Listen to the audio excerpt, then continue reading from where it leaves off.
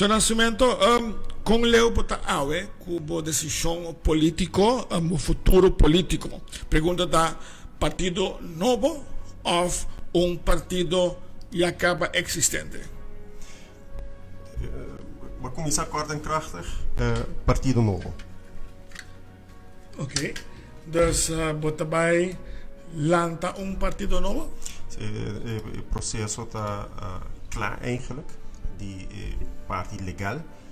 Nós será bij notário, nós será inscrever aqui na Câmara de Comércio, será entregar aqui para registração no Conselho Eleitoral. E agora o Conselho Eleitoral será controlar aqui se cumpre com todo requisito legal para partido político e danke Deus nossa aprovação. E dus parte A, outro aspecto como extra budget, tem huishoudelijk reglement para trás budget, tem kiesreglement para trás budget, que tem bastante trabalho. Los ainda de outro aspecto de trabalho aqui, pero essa é a stand van zaken no momento aqui.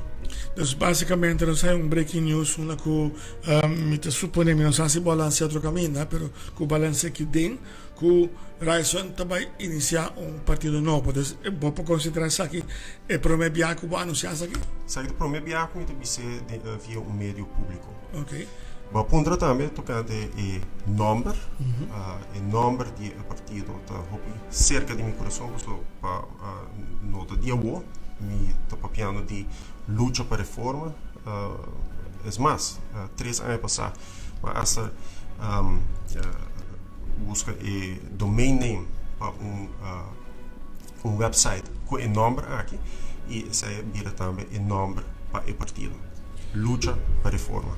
Lucha, dus el Partido Novo llama Lucha para Reforma. Correcto. E tem afkorting que botin para usar para ser mais fácil of that's it and botin uma competição. Sim, ora que botar registrado, vamos doen een afkorting, de afkorting da LPR. LPR. Dus Shonan, boa escuche promekinang den noticia klar live. So Raison Santos do Nascimento também lança of Alanta su proprio partido. Então llamas e nombre está Lucha para Reforma. LPR, que também é o partido mais novo político que Aruba também conhece.